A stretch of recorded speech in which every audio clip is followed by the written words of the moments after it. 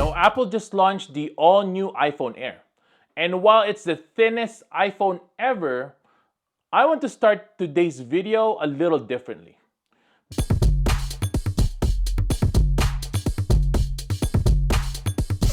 Before we get into the good and the bad of this phone, I want to show you something that's actually been protecting me in real life. The ARC 700 dashcam. Now this thing records in 4K up front and 2K in the back. So you're covered from every angle. It's got parking surveillance mode, which means even if someone bumps into your car while you're inside the mall, it records the whole thing. The built-in GPS gives you the speed and red light camera alerts and stamps time and location right on your clips. Well, what about the app? It's super handy as well. I can pull footage instantly on my brand new iPhone Air. If I need it for insurance or honestly just to show a crazy moment on the road. What I love is that it's built tough. Thermal protection, super capacitors, loop recording as well. Even anti-file corruption. That means your footage is safe no matter what happens. Now it's one of those gadgets that just works, and it saved people thousands in insurance claims. Now I'll pin the link down in the comments below and also my description if you want to check it out. Now let's get back into this iPhone Air because there's a lot to unpack. Now the design is where Apple is flexing. This thing is razor thin. It's lighter than any iPhone I've ever held. And it definitely looks futuristic. Now titanium and glass gives it a premium feel.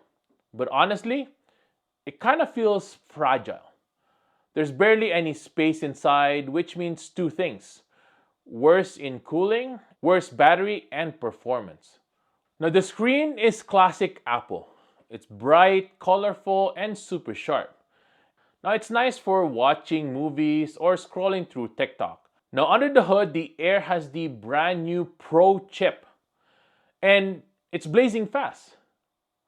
Apps snap open, games run smooth, no complaints there. But unfortunately, the benchmark on the iPhone Air is worse because the cooling is worse than the iPhone 17. Well, what about cameras? You only get one 48 megapixel lens. The pictures look fantastic, but you miss out on the telephoto and also the ultra-wide lens. And weirdly enough, the iPhone 17 actually feels more versatile for photos despite being cheap because it has two cameras. It has the main camera, 48 megapixel, and also the ultra-wide lens. Now let's talk about battery. And I think this is the biggest issue with the iPhone Air. It just doesn't last. The thin design means small battery and hotter phone. And if you're a heavy user, streaming, gaming, or even content creating, you're reaching for a charger before the day is over. And the phone runs hot as well. Apple clearly sacrificed endurance just to make this thing thin. And here's the kicker. It's more expensive than the iPhone 17.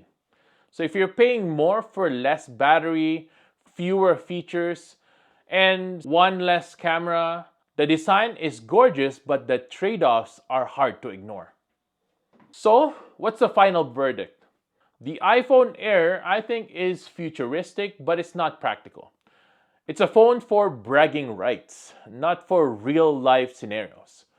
The iPhone 17, on the other hand, has a bigger battery, better versatility with its cameras, and it's cheaper. Honestly, it's a smarter buy all around. And they also bumped up the screen as big as the 17 Pro. So if you're thinking about upgrading, I'd say skip the Air and go for the 17. And if you really want the Pro features, I would go with the 17 Pro at the very least. And while you're upgrading your tech, don't forget to check out the ARC 700 dashcam.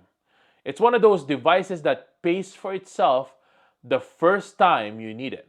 Now, thanks for watching, everyone. Ask me anything in the comments below. I'll see you guys over there. Make sure to subscribe to see more tech reviews and hit that like button if I was able to help you on your iPhone Air decision.